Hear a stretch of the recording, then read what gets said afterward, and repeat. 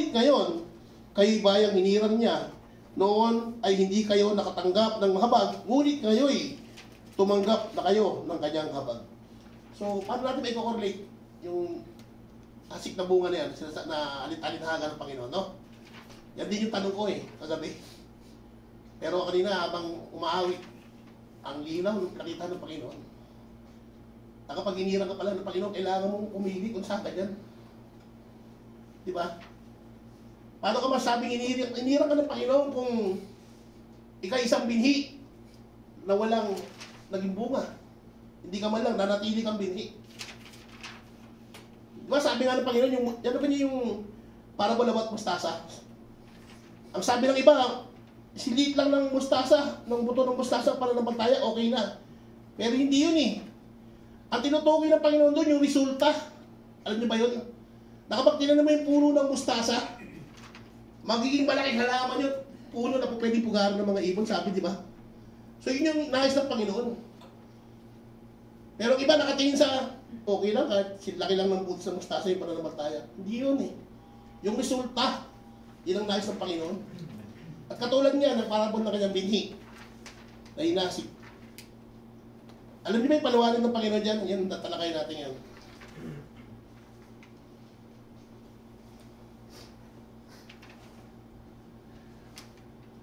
Sabi dito sa 18, pakinggan nyo ang kahulugan ng talinghaga tungkol sa mga hasik. Verse 19, kapag may taong nakarinig ng mensahe tungkol sa kaharian ng Diyos, ngunit hindi naman niya iyon inuunawa, darating si Satanas at tatangay ng salita ng Diyos sa puso niya. Siya ang maihalin tulad sa tabi ng daan kung saan nahulog ang ilang binhi. So, may gagawin ka bilang isang binhi. Sabi niya, no? Kailangan mong unawain ang nais ng Lord. Sino rito yung 10 taon na naglilingkod sa Panginoon? Hello? Amen. Yan Daniel, no? Lahat yung marami, no? Sino yung rito 5 years na nakilala sa Lord? Oh, 1 year na lang, 1 year na nakilala sa Lord. Ayaw yung umamin, ha? Ayaw yung mga base na yung edad nyo, ha? Pero wala naman sa edad yan, Alam niyo yung pagkakilala sa Lord? Hindi lang tayo nagsisimba lang, sabi nga Alam mo yung nais ng Panginoon dyan, may gagawin ka talaga. Pag sinabing inuunawa, may gagawin ka talaga. Di ba? Sino rin yung nakakapagbasa ng Bible everyday? Amen. Praise God. Praise God. Amen. Amen. Dati nahiya Sino rin yung hindi nagbabasa ng Bible? Araw-araw. Okay, mahiya. Nais ng Lord, nababago yun. Alam niyo ba yun? May pag-asa pa tayo. Kaya ako, yung cellphone ko, sabi ko, sana, lagi walang internet. Pag wala akong internet, walang istorbo Pag nagbabasa ako ng Bible, may magme-message. Wala na, nagpe-Facebook na ako mamaya. Kaya sabi ko, Lord, bigyan mo pa ako ng cellphone. Lalagay ko, walang internet, Bible lang. Kasi hindi ko naman madala to sa trabaho. Malaki Pero minsan, pag ako'y nag-aaral at gumagawa talaga ng hindi pa tapos, nadadala ko talaga to. Nagtatawanan nila ako. Sada, nag-ismus sila. Pero hindi ko pinakikita hayagan kasi hindi naman ganun tayo, di ba? Hindi ka tulad nila, nahayagan talaga. Yung kasama ko, hayagan, nagbabasa ng Quran. Talagang ang lakas ng basa niya. Lapitan siya. Ano yung sinasabi nung binabasa mo? Hindi niya naintindihan. Pinapronounce lang niya. Spider. Parang mapapala. Di ba? Kaya kapag pinapronounce mo, dapat nauunawaan mo rin. Kaya nga yung salita ng Panginoon, inuunawa. Di ba? So akala niya, pag pinapronounce niya, napapronounce niya, okay na. Hindi ganun Ang Diyos natin, hindi ganun.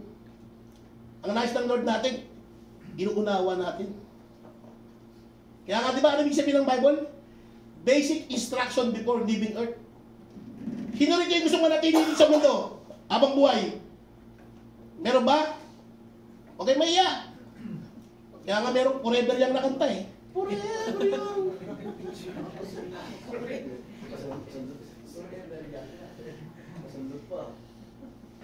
Paborito ko rin yun Kahit pinayos na yung mukha, kumakanta pa rin, forever yang daw. Parang di bagay Kay Lord, forevermore. Amen. So makita natin na habang tumatanda pala ang tao, naunawaan ko na hindi ka pala dapat talaga manatiling bata eh. Natural. Dapat tumatanda rin yung paglilingkod mo sa Panginoon ba. Dati pag binabasa ko yung Bible, binabasa ko lang. Pero ngayon, inaalam ko, ba't kaya sinabi niya to? May mga, upgraded ano. Kaya salamat sa buhay ni Kuya Daniel. Praise God. Marami na natutunan.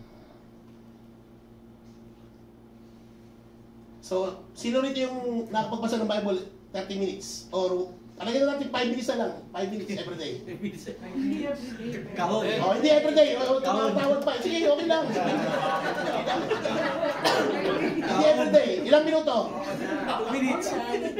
Kahon. Ayun, okay lang. Kahit sabihin hindi ka nagbabasa, okay lang. Mabait si Lord. Pero huwag mo namang apusuin. Kailangan mo may gawin. Ngayon, naunawaan na natin, no? Dapat natin inuunawa. So pag nagbabasa ka ng Bible, nauunawaan mo yung salita ng Lord. Di ba? Sino rin yung follower ni Christ? Sinasabi ang followers ako ni Christ. Sino rin yung sinasabing followers ni Christ? Lahat tayo, di ba? Pero yung kasama ko, tinanong ko kung followers ka talaga ni Christ. Bigyan mo ako ng isang inutos ni Lord Christ. Wala siya masabi. So hindi ka follower ni Christ. Paano ka papalo kung di mo alam? Lost command ka. Hello? Di ba? So dapat inuunawa, sabi niya, no? Ano sabi? Pag hindi mo inunawa, darating si Satanas. Tatangay ng salita ng Diyos sa puso niya. Gusto niyo ba mangyari yun? Hello? No. Siya ang may halintulad sa tabi ng daan kung saan nahulog ang ilang binhi. So next. So ilang minuto pa? Okay, lahat na. Sandali lang to. Sabi rito, katulad ng mga binhing nalaglag sa daan. Yan yun. Sabi rito ng Panginoon, sa Matthew 13 verse 19, kapag ang isang tao ay dumirinig ng mensahe tungkol sa paghahari ng Diyos, ngunit hindi naman niya iyon inuunawa, siya ay katulad ng binhing nalaglag sa daan, dumating masama at agad inaalis sa kanyang isip ang mensaheng kanyang napakinggan. So katulad ng kaninang binanggit natin, di ba? So dapat inuunawa natin. Sino yung nag-take down? Pagsalita ng Lord. Parang isa lang din, ha? Kasama rin ako sa hindi nagsusulat. Kala mo, genius no? Kailangan natin magsulat. Hindi pa uli ang lahat. Kailangan natin, kahit ako kagabi, sinumpisa ko lang kagabi, kahit sa piraso pa bilang, maunawaan ko lang yung mensahe ng Lord. Kailangan pala talaga, kasi ginagawa ko to, kailangan ako unang tinamaan Hindi ko ginagawa yun Kailangan pala talaga unawain mo kung yung sinasabi ng Lord na narito. Alam niyo ba yung mga tumatay rito, nagpipray yan Lumalapit yan sa Lord. Kaya salita ng Diyos yung sinasabi talaga niya. Ngayon, paano masabing kung hindi mo pag-aaralan dito? Di ba? Pag-aaralan mo pa rin. Tsaka alam niyo ba, magagamit niya balang araw. Ako, ilan lang yung naipon ko Kasi tapat talaga akong sulat Pero praise God. Yung nakita kong sa kapal, ang kapal ng notebook niya. So pagka kailangan niya, biglaan, doon lang siya kukuha. Buo na yung mensahe niya. Napakahalaga. Kaya napakahalaga magsulat tayo. Huwag tayo mahiya. Magdala tayo ng ballpen or kaya papel. O ano yung mensahe? Nung nakaraang linggo, sino nakakalala ng mensahe doon sa anniversary? Hello? Amen. Ano yung mensahe nung nakaraan sa anniversary? Unity. Ha? So yun yung nag-take down lang talaga makakaalala, di ba? Pag hindi ka nag-take down, hindi naman ganun yung memory natin Lalo na, mga age 50 na, meron ng memory loss. Yan ang bibinabang memory plus. Hello? Amen. So, next, malapit na. Sino yung nagugutom na? Malapit na tayo matapos. Pero kailangan unawain natin mga kapatid ang salita ng Panginoon. Amen. Sabi yan, katulad ng mga binhing nalaglag sa mabatong lupa. So pinaliwanag pa rin ng Panginoon sa siya. Sa Mateo 13 verse 20 to 21. Ang sabi diyan, ang katulad naman ng binhing nalaglag sa mabatong lupa ay ang taong dumirinig ng mensahe. Kaagad at masaya niya itong tinanggap. So masaya niya. Sa verse 21, ngunit hindi tumimo ang mensahe sa kanyang puso. Sandali lamang ito at nanatili. At pagdating ng mga kapighatian at pagsubok, dahil sa mensahe, agad siyang tumatalikod sa kanyang pananampalataya. So parang, ano no, natuwa siya nung una, saya pa sa akin to. Thank you Lord. Pero hindi pa na tumino sa kanyang puso. So yun yung katulad ng bining nalaglag sa mabatong lupa. So, hindi tayo dapat ganyan. Sabi nga, di ba? Sino rin di naniniwala na we are living in the last days? Amen. Dating ng Panginoon. Kaya be ready. Huwag mo sabihin sa Panginoon, Lord, maglalaban muna ako. Di ba, lagi naman yung sinasabi natin, bro, halika na, prayer meeting tayo. Maglalaban pa ako, bro. Nako. Pinagpalit si Lord ang gawain ng Lord sa maruruming damit. Bisa ba sabihin, may overtime ako bro, kahit wala eh. Tinatamad lang pala. Alam niyo ba yung salitang tamad? Galit din ng Lord dyan. Hello? Nasa Romans yan, nabasa ko yan eh. Huwag kang maging tamad. Ang dami kayang word yan, sinasabing huwag kang maging tamad. Pero hindi naman siya tinatamad eh, kasi maglalaba eh. Sinisipag. Tamad lang siya sa... Yan, pinagpalit nga lang yung gawain ng Lord sa paglalaba. So dapat pag gawain ng Lord, always yes. Alam niyo ba, pagpapalain ka ng Panginoon, paglain ka na sa gawain niya. Sabi nga, yung ilang araw tayo, yung 6 na araw, tapos madagdag pa niya yung ibang araw na sa gawain ng Panginoon. Fully blessed ka niyan. Kasi pag wala, yung 6 na araw, tapos isang araw ka na sa Panginoon, tapos wala ka pang ginagawa tungkol sa pait mo. Alam niyo, tulad ng pagbubuhat ba ng barbell? Ba't sila nagbubuhat ng barbell yung mga nasa gym? Di ba gusto nyo lumaki yung katawan? Eh tayo kaya, anong ginagawa natin sa spiritual body natin? Sila kaya tayo ng mga nagbubuhat ng sa ano, malalaki spiritual? Kasi pag malalaki spiritual, yung ibig sabihin may ginagawa kang spiritual. Ganun lang yun. Katulad ng Bible study. Pag wala ka dyan, mahirap. Kasi di mo pinapakain yung spiritual mo eh. Di mo ba alam yung pag hindi ka dumadalo sa mga Bible study, yung spiritual mo parang simpayat ni palito? Hello? Gusto niyo bang ganun? Eh ngayon, sabihin sa inyo, walang kakain mamaya. Papayag ba kayo? Ganun ang ginagawa niyo sa spirito niyo, sa spiritual niyo. Hindi niyo pinapakain pag hindi niyo dumadalo ng Bible study. Pag sinabi ng pastor, walang kakain mamaya. O, papayag ba tayo? Hindi ah. Yung physical natin katawan, eh, ayaw natin payagang magutom, pero yung spiritual natin, gutom na gutom. Hello? Di ba? Tanda natin mga kapatid. Ang mensahe ngayon, laging paalala. Because we are living in the last days na. Be ready. Pero ang title ng mensahe natin ay hindi yun eh. Ang nakita ko mensahe ng Panginoon ay, pinili ka ng Diyos. Lagi akong ganun pag gumagawa ng ng mensahe, wala akong title eh. Ikaw na maglagay ng title, kahit ano yung title mo, walang problema. Basta ko kasi iba-iba yung pangunawa natin eh, alam niyo ba yun? Iba-iba yung pangunawa ni kapatid. Sabi siya, ganyan tayo, may ganyan-ganyan revelasyon ng Lord sa atin eh. Di ba? Pero, yung nakita ko talaga kanina, ang linaw habang kumakanta, kaya naiyak ko kanina, napakalinaw na pinakita ng Panginoon. Pinili tayo ng Diyos. Ngayon, kung mananatili tayo dyan sa mga katulad niyang binhi, na hindi tayo nakatanim sa matabang lupa, ano mangyayari sa atin? Pinili ka ng Diyos pero hindi mo piniling maging tanim sa matabang lupa, di ba? In-advance ko na para nagmamadali eh. Pero dito mo tayo next. At tulad ng mga binhing nahulog sa mga may damuang matinik na halaman. Ano ibig sabihin? Sinabi ng Panginoon. Mateo 13 verse 22, ang sabi diyan, ang binhi namang nahulog na sa may damuang matinik na halaman ay naglalarawan ng mga taong dumirinig ng mensahe. Ngunit dahil sa pagkabalisa sa maraming mga bagay at pagkahumaling sa kayamanan, ang mensahe ay nawala ng buwang sa kanilang puso at ito'y hindi nagkaroon ng bunga sa taong iyon. So, mas nalulunod siya sa mundo. Sa yaman ng mundo. Pag may problema dumating, hindi mo na ako dadalo sa gawain, bro, may problema ako eh. Pero dapat ang mindset natin bilang Kristiyano, dapat masgit kang dumalo sa gawain ng Panginoon. Ang kasagutan ay narito. Amen. Malay mo yung mensahe ng Panginoon para sa iyo, para matuto ka, para maitama mo.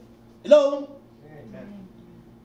Di ba? Minsan sa pag-aawitan pa lang, nangungusap ng Panginoon sa iyo, na nandun na yung kasagutan sa problema mo. Di mo ba alam? Nagtataka lang ako, ang hirap maghakot ng kaluluwa, no? Libre kain na nga rito, ayaw pa rin. Ano pa gusto nila promo? Promo. Uri na Diyos. Para kang umahatak ng bayawak eh, nakahawak eh. Parang yung sa lugar, ang hirap. Halika na! Ang hirap. Di nila alam yung kainat na nila, hinakalungkot. Pag nahatak mo naman, o sige, pagbibigyan kita, makikinig lang ako. Pero yung katulad yan, no? Bining nahulog sa may damuhang matinik. Pag nagka-problema, wala na. Kaya nga napakahalaga kapag, tignan nyo yung sino katabi nyo. Tignan nyo. Wala kayong katabi. Kawawa naman, wala katabi. Sa likod na, tignan nyo sa likuran nyo. Pag yan nawala next week, hanapin nyo. Baka natanin yan sa... Baka nadala yan ang problema niya. Follow up mo. Ganun lang yun. Hello? Kaya dapat magpaalalaanan tayo. Tayo mga nagmamahalan. Ay, pakita natin na lingkod tayo ng Panginoong Hesus, na nagkakaisa tayo. Pag may nawala, hanapin natin. Huwag natin sabihin na, mo, hindi naman nagbabago yun. Sa Lord, lahat may pag-asa. Amen. Tandaan yan. Kahit sabihin napakasama pa ng tao. Ako, yung pinakamasama pa, gusto ko nga maudala sa Panginoon eh. Alam nyo, bakit? May pangako sa Santiago dyan ah. Nabasa ko yan eh. Na kapag ikay nakapanumbalik ng isang makasalanan, at humingi ng tawad sa Panginoon at naglingkod dyan, meron kang crown of glory sa Panginoon. So, gusto niyo ba humarap sa Panginoon? Ang corona niya, walang bato. Parang, ano lang yun, parang papel, pinatong. Kailangan magkaroon ng bato. Lahat tayo magkakaroon ng crown of glory sa Panginoon. Unang-una yung mga mahal lahat sa buhay. Huwag muna tayo lumayo. Yung mga kamag-anak natin, mga nanay, tatay, dapat makilala sa Panginoon. Pag-pray natin ay pag-pray. Yan kaya yung una natin maging kalaban. Lalo na yung mga tulad ng biyanan ko. Kasalanan ko rin, ako bumili nung repulto na yun, laki. Sabi ko, Nay, dadali pa ba na sa Bulacan yan? Binili mo yan ah. Iwan na lang yan. Tumigil ka dyan, sabi sa akin ng biyanan ko. Sabi ko, alright. Alright, ngayon ko ngayon sa bahay mo. Nakapatok sa bahay sa tayo ko, Ma! Ba't puro nakadilaw ngayon? Ano ba yun? Loyalista? Ano ba yan? Koy-kori? Nakadilaw lahat eh. Pinapalitan ng damit ng biyanan ko eh. So, yun yung pinagpipray ko. Lord. Tanggal yun. Pero takot at takot yung biyanan ko mamatay. Sabi ko na, hindi pwedeng tayo mamatay. Mahirap. Takot at takot niya. Kaya sabi ko, dapat makakilala ka sa Lord. Kay Kristo. Kasi even death, napailalim sa kapangyarihan ni Kristo. Di ba? He raised from the dead. Di ba? Bumangon siya mula sa pagkamatay. Kaya napagtagumpay niya kamatayan. Kaya sino nagsabi nito na hindi raw nagtagumpay si Kristo? Mali yun. Ano sasabi ninyo mga taga rito na dati ring Kristiyano na lumipat? Sabi sa akin, hindi raw nagtagumpay si Kristo kasi namatay daw. Ano, hindi tagumpay dahil nga sa kamatayan na yun. At muling pagkabuhay, doon siya nagkaroon ng katagumpayan. Di ba? Hindi na nahuluhan siya, sabi nila. So, sino rin yung natanim? Sabi niya, no? Yung nahulog sa may damuhang matinik, sino dyan? Pero palay ko, wala nang aamin, huwag na lang. Next na tayo. Malapit na. Bro, ilang minuto lang. Naunawaan niyo ba yung mensahe ng Lord? Yes. So, may silang siya, pero ipiling natin maunawaan natin. Amen? Katulad ng mga binhing na pahasik sa matabang lupa. Ay, ito na. Sino rin yung nakatanim sa matabang lupa? Amen. Amen. Tignan niyo nga kung mataba. Amen. Malusog. Malusog ba? Malusog? Malusog. Baka mamaya malusog lang yan. Pero yung spiritual yan eh. Payatot pala. Yun siya sabi ko kanina, di ba? Na dapat may ginagawa tayo. Amen? Amen. Sabi ng Panginoon, ang katulad naman ng binhing napahasik sa matabang lupa ay ang mga taong dumirinig at umuunawang mabuti sa mensahe. Kaya't ito ay namumunga ng sagana, may tig-100, may tig-60 at may tig-30. So napakarami po siya. So siguro naman, alam natin kung na naisin natin dyan, no? So paano tayo masabing nag-anin tayo sa matabang lupa kung wala naman tayong ginagawa? Di ba? So dapat may gawin tayo. Amen. Ano sabi pa? Yan siya sabi lagi ni Pastor eh. Nagkakamali lagi. Pastor, unawain mo Pastor, para hindi ka na magkamali susunod. Yung word na Christian. Christian yan. Kristiyano yan. Pero pag yan, Ano ba yan? nilagyan mo yan ng question mark. Christian yan. Ano ibig sabihin nun? Iba na meaning nun. Diba? So, alin yan tayo? Dalawang tao yan. So, dapat doon tayo sa Christian yan. Diba? Dapat samahan ka ng mark. Ano ba tawag yan? Exclamation point. Approve. Diba? Christian yan. Hindi yung questionable Kristiyano. Sino yung mga questionable Kristiyano? Yung Kristiyano na, pero nakikita mo pa rin, uy, ano yung lumabas na number? Tumaya pa ng loto. Lottery. Napapatingin na lang ako eh. Tapos titigil sa akin, pastor, gusto kong magkapera eh. Bahala ka na rin, ayaw makinig. Sabi ko, ang kayamanan hindi maubos-ubos sa Panginoong Yesus. Amen. Asa ka pa doon sa Thailand. Taga-Thailand ang nagpauso niyan eh. Sabi niya, madali ang pera dito. Oh, madali ang pera niya, madali rin maubos. Dadayain ka lang yan, maniwala ka, walang yumaman sa sugal. Ano pa?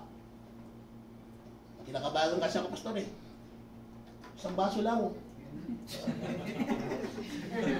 Diba, sabi naman sa Bible, uminom ng alak, sabi niya kay ni Apostol Pablo, uminom ka ng alak para mawala yung kabag mo. Sabi ko, hindi yun alcoholic na alak. Prutas yun, ano lang yun, naubas, piliga. Pero hindi yun alcoholic yun. Yung red wine.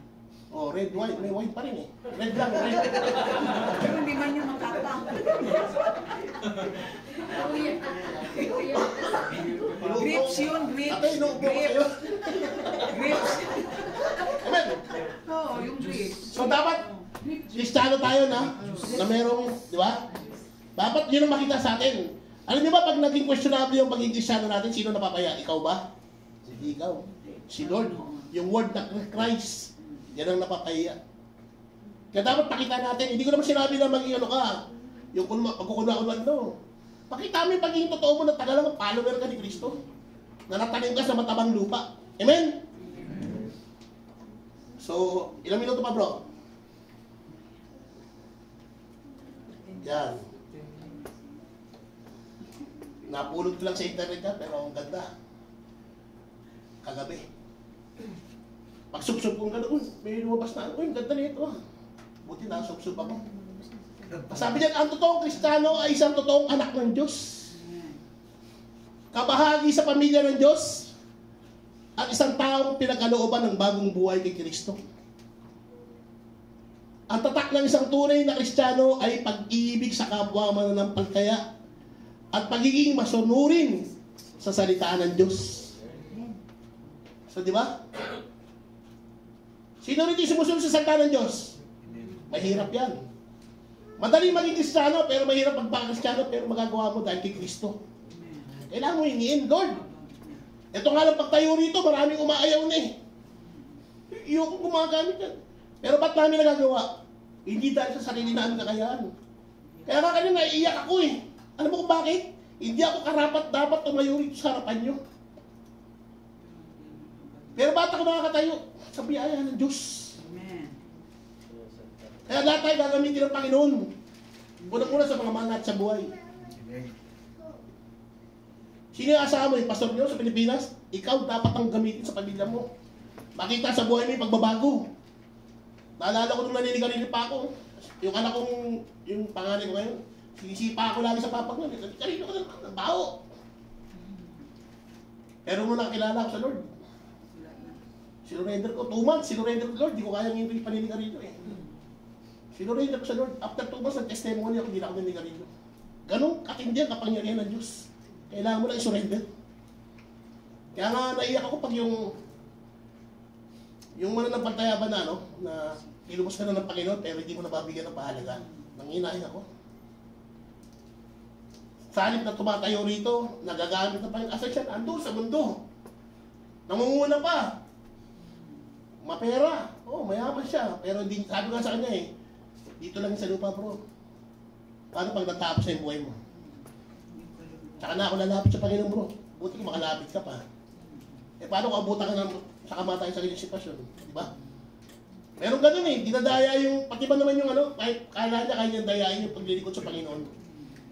Sabi niya, yung diyan sa mga church, matatanda lang dapat ng lilingkod dyan, yung mga malapit na mamatay. Sabi ko, sablay ito ah. Hindi niya nabasa kasi yung Bible. Ano sabi sa Ecclesiastes? Kailan ka maglilingkod sa Panginoon pag hindi mo na kaya iyak ng mga paa mo? Nakapagsusutan ka ng damit, hindi mo kaya, ang hindi mo gusto. Tsaka ka maglilingkod sa Panginoon. Sa tayo pupunta, hindi ako makapon, may rayuma ako, hindi ako makapon. Tsaka ka maglilingkod sa Panginoon. Gamitin mo yung lakas mo. Diba? Hanggang kaya mo pang... Nangihinayang nga ako eh. Hanggang kaya mo pang magsalita. Nangihinayang ako sa totoo lang. Yung kabataan ba na naubos? Pero hindi pa ulit lahat. Yung mga malat sa buhay. May purpose sa Lord kung bakit pinili tayo ng Panginoon. Sabi mo ulit sa katabi mo, pinili ka ng Diyos.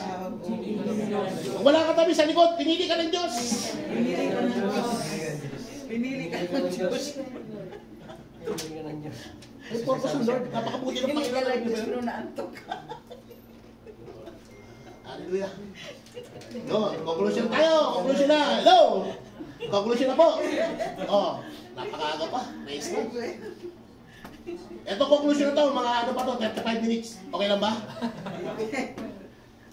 Bilang conclusion, nais ko ibigay sa inyo yung isang verse na nabasa ko na sabi nga ni Apostol Pablo, ito yun eh, sa Thessalonica, chapter 4, verse 1, sabi niya rito, kaya nga mga kapatid, isa pang bagay ang pinapakiusap namin at ipinapayo sa inyo sa pangalan ng Panginoong Hesus.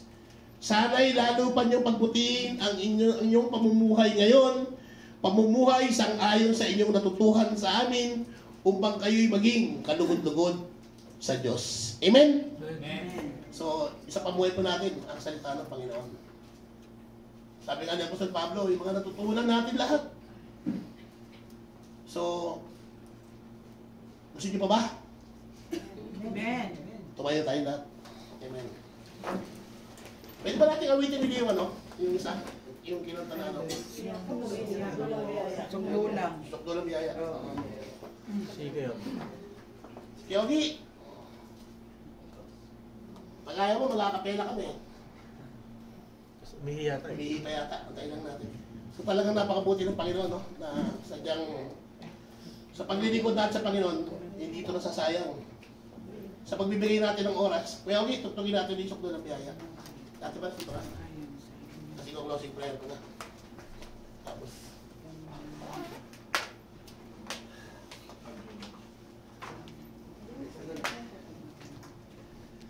Lahat po ba yung napagpala? Amen? Amen! Amen! Praise the Lord!